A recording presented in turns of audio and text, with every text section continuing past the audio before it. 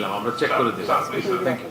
দেশের অভ্যন্তরীণ রাজনৈতিক দোলাচল, মধ্যপ্রাচ্য সংকট, রাশিয়া ইউক্রেন যুদ্ধ, মুদ্রার অবমূল্যায়ন, রিজার্ভ ঘাটতি সহ নানা কারণে গত কয়েক বছর ধরে ক্ষতিগ্রস্ত দেশের শিল্প খাত। এছাড়াও মানুষের কর দেয়ার অনীহায় পূরণ হচ্ছে না আয়কর রিটার্ন জমার কাঙ্ক্ষিত লক্ষ্য। 2026-27 অর্থ বছরের বাজেট সামনে রেখে বিভিন্ন উৎস থেকে কর আদায়ের হার বাড়াতে চায় সরকার। কর ফাঁকি রোধে ডিজিটাল প্রযুক্তি ও অটোমেটেড ডাটাবেজ সিস্টেম ব্যবহার করার প্রস্তাব সংশ্লিষ্টদের।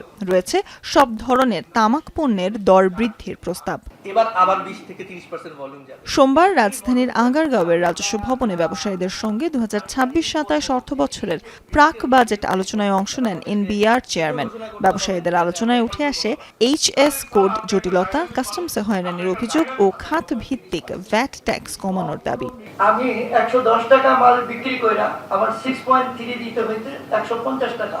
আমরা যার কাছে মালটা বিক্রি করি সেটা নিতে রাজি না। এটা তৈরির উপকরণ, এটা ছিল 1%, গত বছর এটা 25% করা। এতে করার করে অনেক ফ্যাক্টরি বন্ধ হয়ে যাওয়ার অবস্থা। এ সময় ব্যবসায়ীদের দাবি বিবেচনার আশ্বাস দেন এনবিআর চেয়ারম্যান। একই সঙ্গে মিথ্যা ঘোষণা দিয়ে পণ্য আনার সুযোগ বন্ধ করার ঘোষণাও দেন তিনি। আবার আমাদের লিমিটেশন যে আছে সেটাও বুঝতে হবে যে রেভিনিউ অগমেন্টেশনটাও জরুরি, যে কারণে সবসময় আপনাদের সব কথা আমরা আসলে শুনতে পারি না। আমরা ফিল করি, আমরা বুঝতে পারি, কিন্তু আমরা আসলে এটা করতে পারি না। আমাদের রেভিনিউর যে রিকোয়ারমেন্ট সেই বিষয়টা মাথায় রেখে আমরা অনেক কিছুই অ্যাডজাস্ট করতে পারি না। এটা আমাদের একটা অক্ষমতা আপনি বলতে পারেন। সোমবার দুপুরের সেশনে যোগ দেয় মোবাইল ও তামাকজাত পণ্যের সাথে সংশ্লিষ্ট ব্যবসায়ীরা। বিগত বছরের নেয়া পদক্ষেপ বাস্তবায়ন না হওয়া নিয়ে হতাশাও জানান ব্যবসায়ী প্রতিনিধিরা।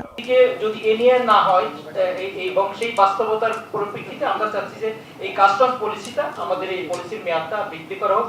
আদারওয়াইজ এই আমাদের কি বলে ফ্যাক্টরিগুলো সার্ভাইভ করা কখনোই সম্ভব হবে না। 5 বছরের গ্রোথ 5,000 কোটি টাকা এবছর দিয়েছে, আমরা 10,000 কোটি টাকা দিতে পারবো। স্যার, শুধু ইলিসিট এনফোর্সমেন্ট, লো সেগমেন্টে একটা ব্রেকডাউন এবং ওপরের সেগমেন্টের প্রফিটেবিলিটি এবং প্রাইসিং একটা।